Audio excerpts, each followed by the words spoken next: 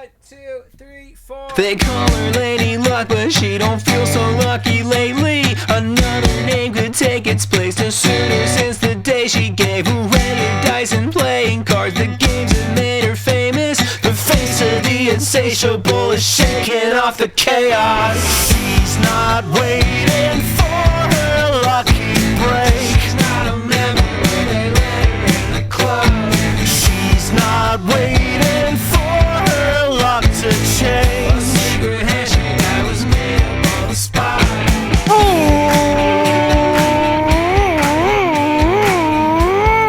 Welcome, ladies, gents, friends betwixt and beyond the gender binary to Jam Mechanics. That's right, you have wandered off the dark path in the forest. You've followed the light. You've walked in through the open door of the Jam Academy. I'm your host, Matt Johnson of the Narcissist Cookbook, also as your host. Bug from Bug Hunter. Welcome to Jam Mechanics, everybody.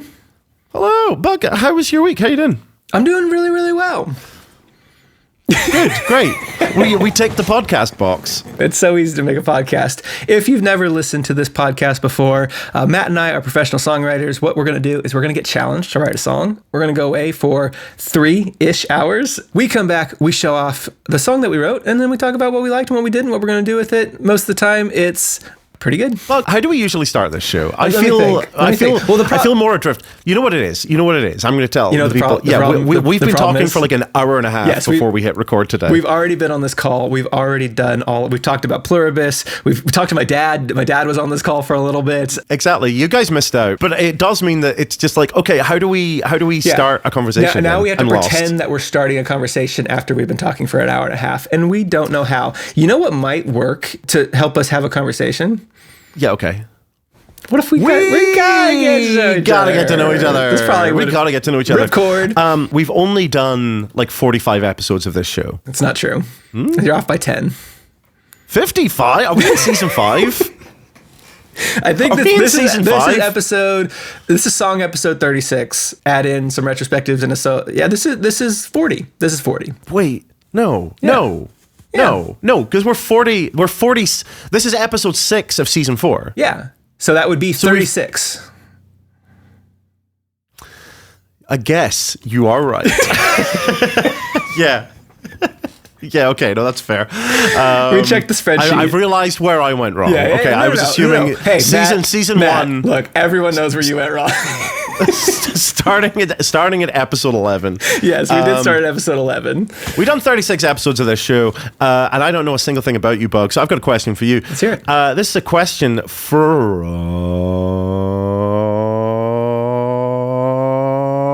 Abby. What is a molehill you will die on? Now, Bug, this was the first question I saw when I opened this up an hour and a half ago, and I've been thinking about it ever since, and I understand that molehill is like the opposite. It's like, what is a hill you will die on? No. Yeah. What is an absolutely meaningless thing you will die on? And I don't know if I have one that is meaningless because I care about it a lot, and therefore it's objectively important. That's why it's a hard question, because when I think about it, I'm like, most people would be like, just drop it. But for me, I'm like, no.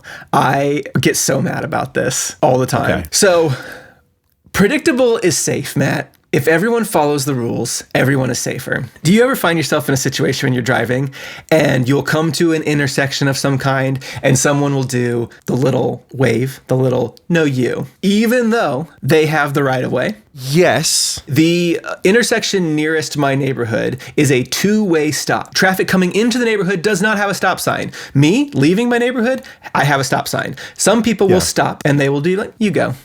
There you go. No. It's so selfish. They want to feel better. Yeah, I have they want to feel better about themselves. I have a stop sign. You have no stop sign. So I tend to agree with you. So recently in the UK, our highway code has changed. So the rules of driving have recently changed. Cool. And now pedestrians have right of way if they're crossing an intersection. Well, I learned this because I didn't know the rules of the road in New Zealand when I was there. We were crossing a street and I was like, hey, I wonder if pedestrians have right of way or if cars have right of way. And I learned very quick that cars have the right of way in New Zealand because we were crossing the street like in a crosswalk and this car didn't even come close to slowing down as it was like coming towards us. And we did the little scoot across and he honked and I was like, okay. But it was a crosswalk. Yeah. No, cars go. Okay, that sounds like you might have encountered a bad driver. New Zealanders, get in the comments. This wasn't a lit crosswalk. This wasn't like I have like a little green guy. This was not a based crosswalk. This was...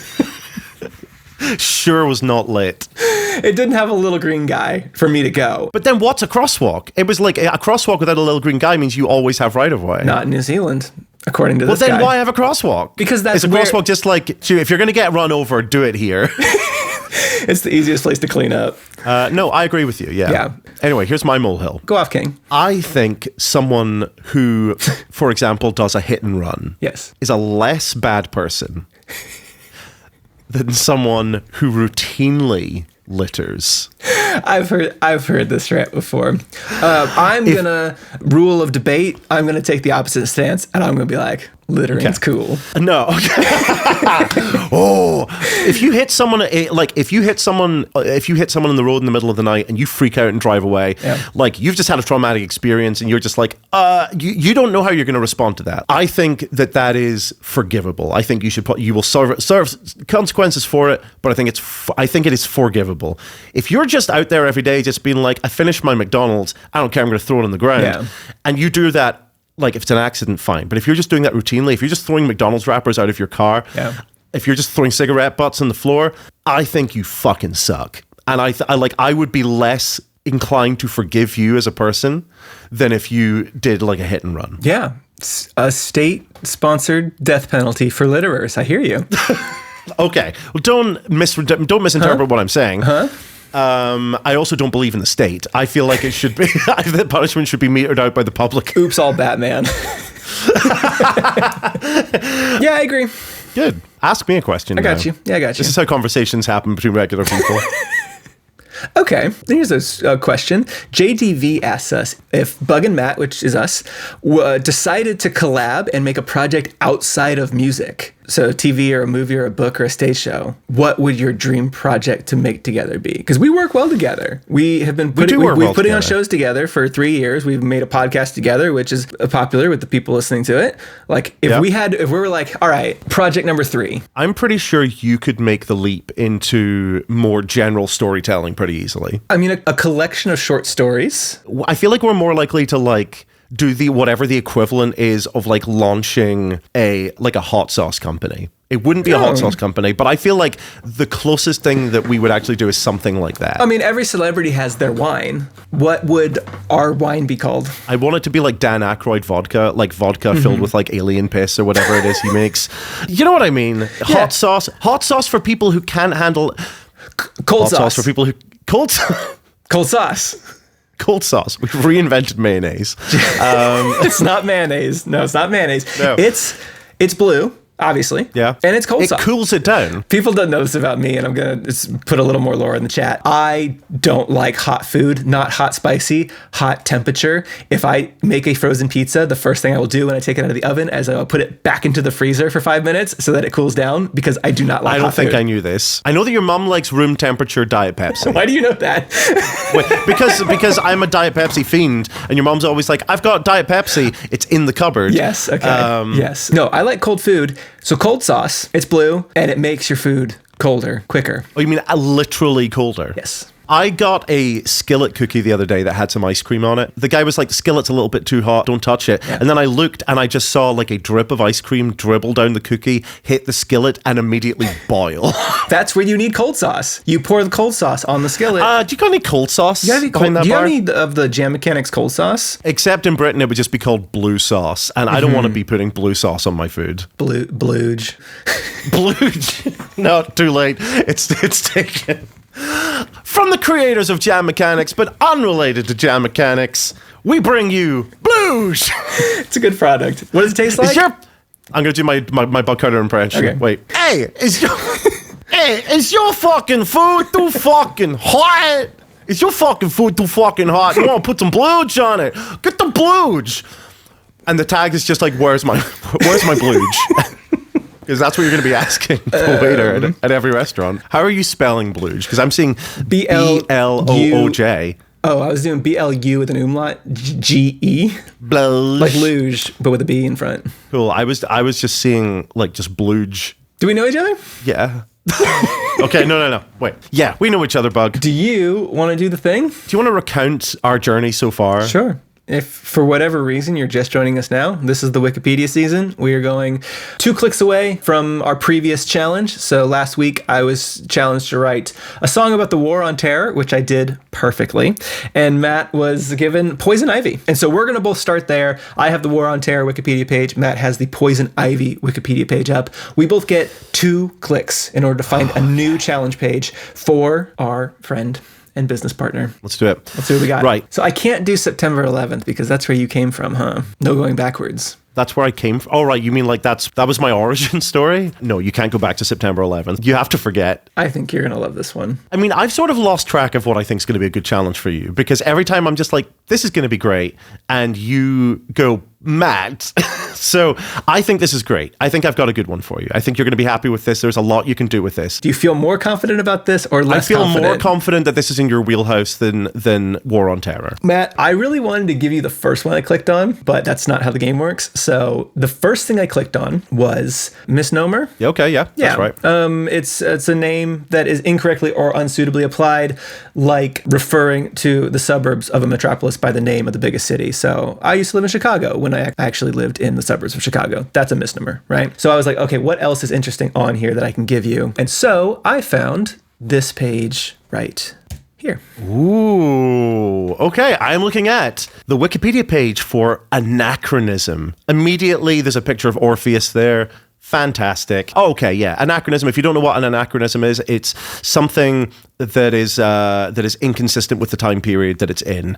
Yeah. So it's like an object misplaced in time or a verbal expression that didn't exist when you're using it, maybe in like a story. So, for example, the reason they have a picture of Orpheus here is it's a picture of Orpheus with a violin, which unfortunately were not invented until the 17th century. Mm-hmm. So, okay, Bug, I'm trying to get you away from the natural world. Unfortunately, from Poison Ivy, I had very few options. Yeah. So I went to allergy. Oh. Everything else was very, very plant specific. So I went to allergy. From allergy, I went to this. I have been given the Wikipedia page for immunotherapy.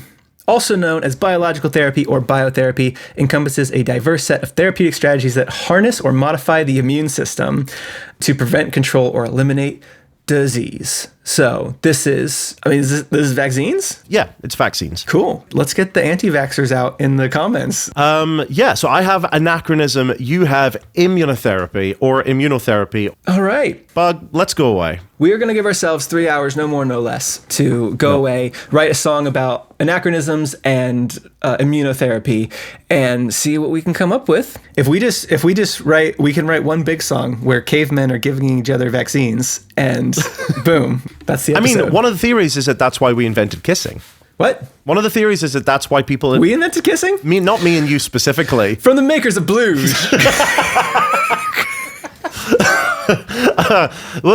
Is that like kissing would swap allergens and swap illnesses, and so we sort of developed, as opposed to just everyone being out there on their own, it's just like, let's just spit in each other's mouths.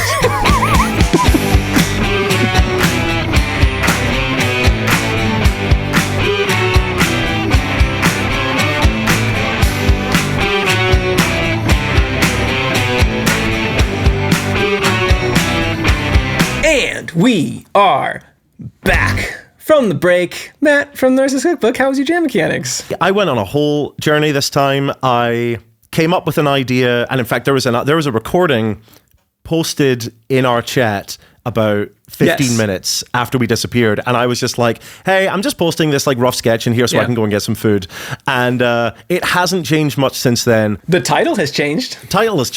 I tried to write a story, gave up writing a story, and ended up but it took me like 2 hours to give up writing the story, and then it was like a sprint to the finish line. I'm feeling okay about this. How was your jam mechanics? My jam mechanics was a bit of a mixed bag. I went down a path for about 20 minutes, and then kind of came up with the melody, came up with the chorus, had a cool beat, and I was like, So I went for a walk, and then I came back, and I was just really thinking about our conversation, and I kind of went in a different direction, but I think I have something cool. But okay. I'm not going first. You are. Yeah, I'm going first. So this is a song. Well, you tell them what the song's called, and we'll hit play, and then I will discuss the odyssey that this was. Your prompt was... All right, you know what? I will give you some context. The prompt was anachronism, and I looked at anachronism, and I was thinking, things from the future that are in the past, and that's not really meant to be there, and it wasn't really grabbing me. And then I saw things from the past that are in the future, a vision of the future which is colored by the past. And I thought, steampunk. For first place, my brain went with steampunk, and so I have written a little steampunk bop. Steampunk Willie. Cool. All right. So we have a steampunk song, apparently, called Someone's Gonna Change the World. Original title, Warships. Don't tell me what the original title was. Now called Someone's Gonna Change the World, but apparently same song. So we're gonna listen to this together as a group. So why don't we do that? I am gonna hit play on Someone's Gonna Change the World .mp3 by Matt in 3, 2, 1, go.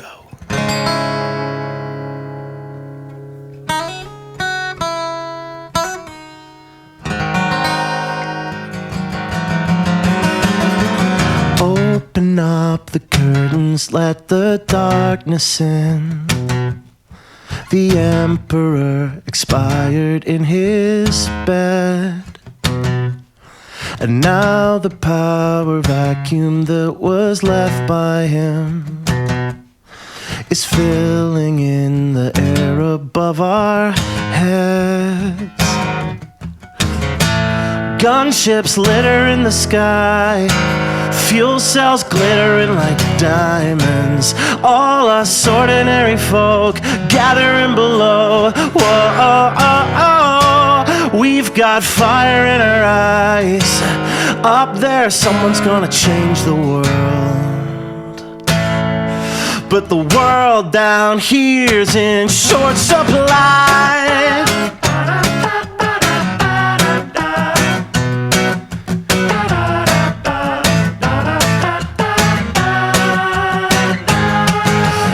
What do you expect us to rise up against? The armies or the admirals or the gods? Might as well suggest we turn the river running through the town back on itself, flood the mountain tops. Mainsails blocking out the moon, spent shells falling like a heavy rain. All us ordinary folk gathering below. Whoa, oh, oh, oh. We've got fire in our eyes. Up there, someone's gonna change the world. But the world down here's in short supply. At night I dream like everybody dreams. I wake up, I've forgotten what I've seen. No matter who prevails up there above, the meat down here still rots and the air still tastes the same.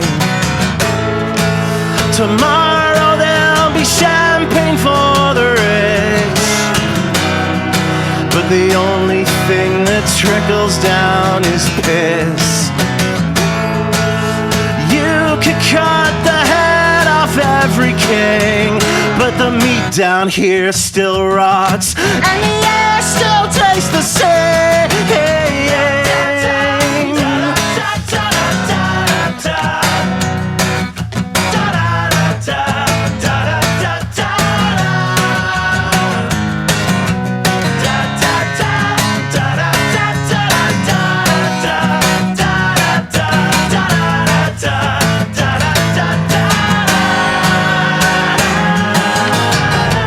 Gunships litter in the sky, fuel cells glittering like diamonds. All us ordinary folk gathering below.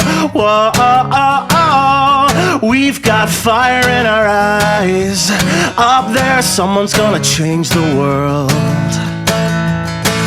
But the world down here's in short supply. Hell yeah. Yeah. So the original draft of that story was going to be like, someone's going to change the world and it's going to be me. And then in the second verse, he like jumps from a rooftop onto like an anchor chain and climbs up the anchor chain onto one of the ships. And then as soon as I got up there, I'm like, what the fuck is this guy going to do?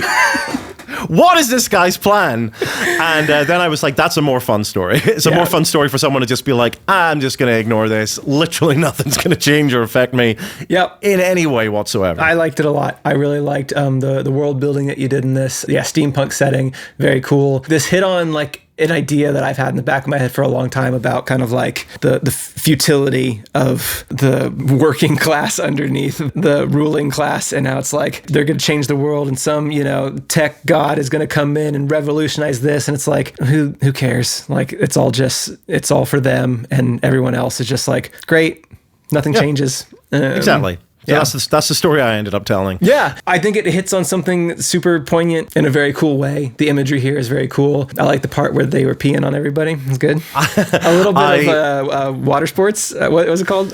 Wet play? Yeah, water sports. No, you did it. Did you say wet play? Wet play?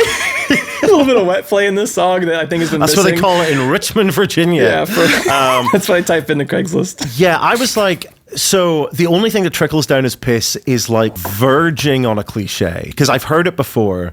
I've never heard it in a song. It's just not quite at a cliche yet, and I think there's enough people listening to this podcast who have never heard that before that I'm like, I can get away with it. But it is something that I was hemming and hawing about a lot. I think this whole song was worth it for the second verse, which I'm incredibly pleased with. Who do you expect us to rise up against? The armies or the admirals or the gods? Might as well suggest we turn the river running through the town back on itself and flood the mountaintops. Yeah, great line. Did it. I Great did line. it. I did Fantastic. it. Fantastic. Yeah, very, very good. I was going to call that out if you didn't. I was scared you wouldn't, and so I did it myself. The little... Oh, yeah, I love that. I loved it. I would say even I'm loving it, because it does get a little bit too close to... Hey, if episode 6 is airing, that means we got away with the James Bond copyright strike. You're trying to get Amazon on your tail. I'm trying to get the golden arches up my butt. Anyway, so yeah, that was my song, Someone's Gonna Change the World, an ode to just not giving a shit. I really like when it came in and kind of had this juxtaposition between, like, it felt like it was going to be a very somber song, and then it was like, whatever, you guys do whatever you want. We're living our lives down here, and we're going to party and celebrate and dance like we always did, no matter what you're going to do. Yeah. Partying like it's 1799 down in Piss City. That was the original title. Good. Do you feel like I would love to continue working on this and refine it? This one I do not know. Sometimes I finish a song and I'm like, this is dumb and I never want to touch it again. And sometimes I finish a song and I'm like, this is great and this is going to go somewhere. This one, I don't know. I had fun with it. I have a precedent for releasing songs that are just like, hey, here's a song that takes place in a world. You're going to get 3.5 minutes in this world, and then we're clocking out. You know, the line that is the one that I most went, fuck it, that'll do, is the very end of the chorus. But the world down here is in short supply. I'm just like, that is serviceable. That does what it's supposed to do. But I was hoping to find something better than that. Yeah. How I interpret it was, the world's down here is in short supply, meaning that however somebody up above changes the world, it ticks us closer to doom. Like, the more that they change the world up there for their big floating ships and their golden ballrooms or whatever they have up there, they have to take it from below. They have to strip the resources from below. So from up there, they'll be like, oh, everything's great. It's getting better. But it's at the direct cost of the people living below them. Yeah, I think that's a good reading. Like, it's not a bad line. It was just the one that it was in red right up until the moment I hit record, and then I was like, that'll do. So yeah, I can imagine going back to this at some point. I really like some of the imagery. I think a couple more passes, this could end up being somewhere very cool. I'm interested to see what people think of it. I would even love to see any artwork that this inspires, because steampunk Narcissus Cookbook is a cool vibe. Rad. Someone's going to change the world. Remember that. It ain't going to be you. It's not going to be you. Not going to be you. But you know what? Well, you know what, Matt? What? Great segue. Somebody might change the world, and it might be me. Do you want to hear my song? Yes. Okay. So here's how I got to my song. This, honestly, more prompted by the icebreaker than it was about your prompt. Okay. But there's a connection. The connection of how I got there is you gave me immunotherapy, and immunotherapy makes me think of vaccines. Vaccines make me think about anti-vax movement. And then I thought of another conspiracy theory that I have been wanting to write a song about for a long time. I actually told you about this idea like a year and a half ago that I had an idea for a song like this that I had a couple of lines for. We were at the airport in Edinburgh flying to Belfast. And I told you, I was like, I have an idea for a song. And I didn't have any melody. I had like a couple of lines for it. And I told you about it. But I was like, this might be a good opportunity to revisit this idea that I had. And so I wrote a song called Flattering. And I'm going to send it to you. Okay, I want to see if I can remember this story, but I won't say whether or not I do it until the end. Okay. We're going to listen to Flattering, Demo 1. Here we go, a brand new Bug Hunter song for you beautiful people, starting in 3, 2, 1... Flattering. I don't begrudge flat earthers, cause I think that they're crazy or insane. It's just a pity for their party that's based purely on their laziness. Cause there's mountains of evidence that help make it clear that our planet's a shape and that shape is a sphere. And I fear that insisting we've already won will prevent us from doing what's yet to be done. Cause I have a dream and I need you to get with it. Earth isn't flat, and if you two are sick of it, join us, help us, make coins and coasters jealous. The earth isn't flat. Yeah, you don't have to tell us. When there's no way, here's our will. We won't die on this hill. We're not flat earthers, we're earth flatteners. We'll get much further than that tinfoil hat of yours. Oh, wow. We work all day to achieve the great flattening. A pancake shape is a bit more flattering. It's flattering. There's no subscription fee, neither monthly nor annual, just one flat rate and we'll hand you the manual. We'll start with the mountains, cause how could we not, when the low-hanging fruit is the highest of rocks. Once we're smooth as a cue ball, we need to start kneading, then plan the next steps at our quarterly meeting. Cause I have a dream and now you're in the thick of it. Earth isn't flat and we're all just plain sick of it. Join us, help us, make coins and coasters jealous. The earth isn't flat, yeah, you do not have to tell us. When there's no way, here's our will. We won't die on this hill. We work all day to achieve the great flattening. Cause a pancake shape is a bit more, what was it? Flattering! It's flattering! Oh yeah, break it down. And faith can move mountains, but damn when I'm done with them, moles will look down on the ground that's become of them. You had a dream and no one understood it. To get back at all who have told you you couldn't. Join us, help us, we employ the overzealous. The earth isn't flat yet, and damn does that compel us. Head to China, grab your chisel, we will meet you in the middle. We're not flat earthers, we're earth flatteners. And I have a dream, but whether it's happening, you all believed, and damn is it flattering!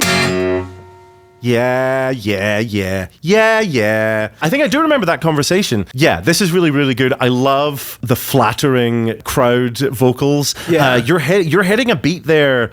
Not like a literal beat, but you're hitting a vibe there that I don't think I've ever heard you hit before. That's a really, really fun kind of like flattering. Yeah. Yeah, I got to yell that many times. Yeah, I mean, I cannot get out of this conversation without mentioning we're not flat earthers, we're earth flatteners. We'll get much further than that tinfoil hat of yours. Yeah. Fantastic. Yeah. Yeah. I did a big rhyme. there. You know I love it. I'm a sucker for a rhyme. Sometimes it's got to put in a big rhyme.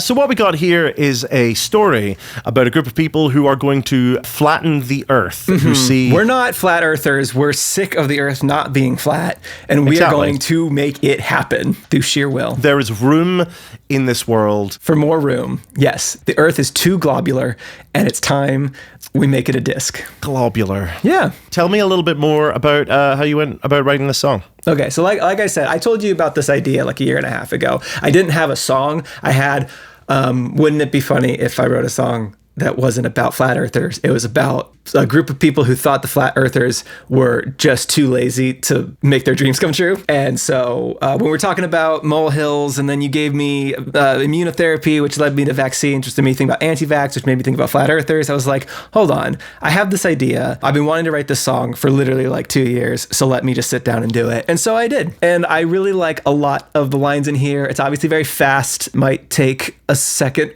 or third listen, looking at the lyrics to kind of like grok it all. But I had a slower version of it that I felt was just like dragging its feet. Like, get it out, like get it over with. Like I could see the rhymes coming a mile away. So I was just like, just go. And so I made it fast. Also to kind of like give this like, we're working, we're going. I don't have time for this. Exactly. You know, I can't imagine this being slow. Like the speed is part of the thing. One of the things that I really liked about it. Yeah, there's a lot of good lines in here. It's a song that gives me kind of a playground to write a bunch of. Oh, Jesus Christ. Can I just jump in? Sure.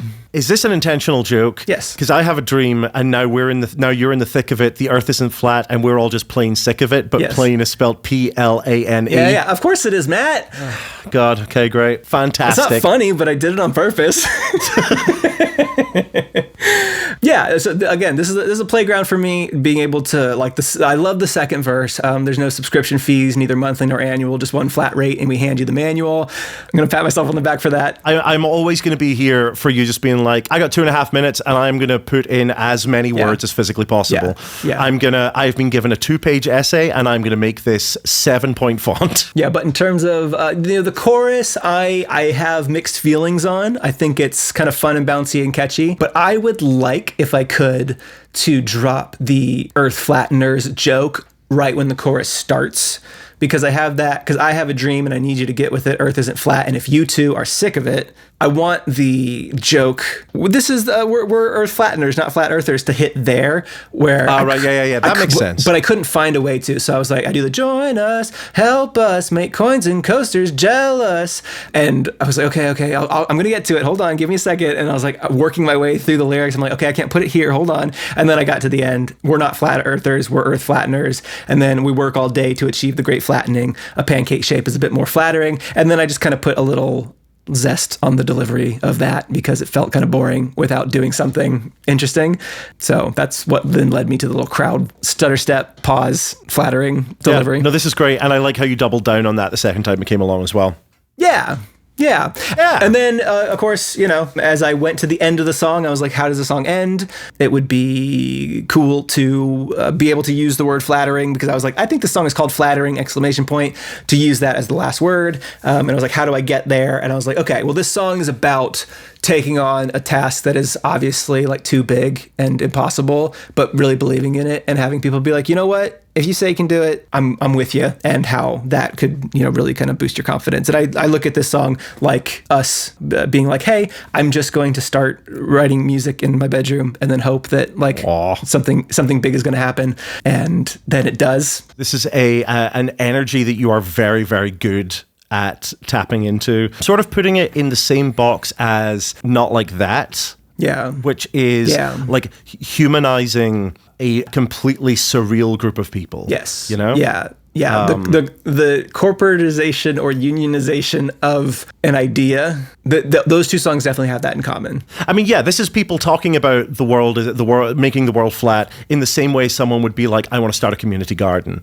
which is an also impossible task. Oh, yeah. Arguably less possible. So yeah, wonderful, love it. Once again, I don't say this unless I mean it. What a great episode. Literally, if I go into Matt and I's Discord chat and I search "what a great episode" in quotes, I will get 36 hits. I've never disappointed me yet. Already, I don't know, like, if I was going to have to put your songs in terms of what is my favorite, I'd be struggling right now. I'm very grateful to get this song out of my brain, because this idea has been in my head for a very, very long time, and finding even the flimsiest excuse to force myself to write it. It's also worth pointing out that occasionally we get people being like, I mean, come on now, did you have, less so now that we're in season 4, but it's like, did you have that song ready to go? And it's like, you'll know if we have a song ready to go. We'll be like, I've been holding on to this song for so long. Every time I've ever brought in a song and was like, I had something of it beforehand, I've always said so. I've always been like, I had this chorus written down, and now I've just kind of like assigned it something. To give people a bit of an insight into the ideas that I have in my notes app, just looking at my phone right now, I have... None of these are good. Yeah, I'll bring mine out too. Like Willie Nelson smoking herbal cigarettes. I've got... I remember this. I've got thick schmilk. Did you say schmilk? Thick schmilk. Do you not remember that? That was when we were, I think we just left London. We were staying at that place, and the woman gave us she made us buns or something in the morning. Yes. And all morning I was just going, dum dum thick, dum dum schmilk. I think you were doing that So in your head, that. Matt. I wrote that down in my ideas. I've got platonic cuckery. Yes. I love that idea. I can't wait for that. Yeah, I wrote this down the other day. I've got a deer in spotlights, which feels like Yeah. Yeah. You see I see it. Yeah. You want to hear some of mine? Yeah. My only second thoughts are about dinner. Hold on. My only seconds thoughts are about dinner. Oh, wow. Yep. Wow. Okay, yeah. I have lost hat for a dolphin. Which was somebody... Killer. Yo, hold on. I have to explain that one. Somebody on our cruise, a little cruise boat thing that we did in New Zealand, their hat blew off while we were taking a picture of them, and it just went off into the sound. Oh, so you're just a dolphin has a hat. And so then now. we were the dolphin finds the hat, but then he's also he becomes the coolest dolphin in the pod, and then he comes up and he's like, hey, why don't you throw down some sunglasses? That's something. Great. Yep. Yeah, this is it. Listen, Prince had his vault of genius ideas. When we die, I'm broadcasting this to the internet, and people will be publishing thick schmilk and platonic cuckoldry for generations. Yeah, bookmark this episode, and in 5 years come back, and if all of those ideas aren't in a song, you'll know something went awry. Thank you for joining us today for season 4, episode 6 of Jam Mechanics. Our 46th episode. Our 40... Listen. If this episode changed your world, you can go ahead and go to our website, jammechanics.com or jammechanics.bandcamp.com. Either one will work. We're going to put the episode up. It's pay what you want, so you can go and download both of these songs. And if you want to throw us a couple bucks, that helps us make the show. Yeah. If you want to send us an email, you can send us both an email. Send an email to hello@jammechanics.com. If you want to email me in particular, send an email to tnc@jammechanics.com. If you want to email Bug, you can email Bug at bug@jammechanics.com. If all that is too okay boomer for you, we also have a Discord that you can join and talk to us directly. We're pretty in there. There are 1,600 fellow Jam Mechanics friends in our Discord. We do live listen-alongs when the episode drops. It's super fun to listen to the episodes in real time with people. So if you want to join that, you can get in our Discord. The link is going to probably be in the description unless you're on YouTube. Yeah, thank you so much for joining us. Thanks everybody for joining us. I have been Bug from Bug Hunter. I have been Matt from the Narcissist Cookbook. We together combined as one unit are the Jam Mechanics. And remember, we are incapable.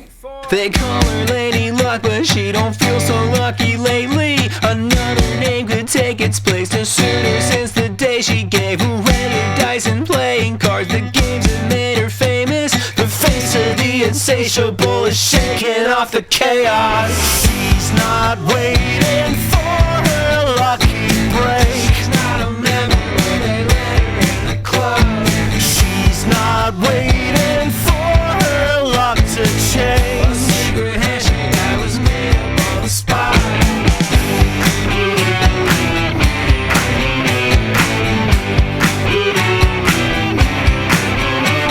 She's not waiting for her luck to change. He is also here.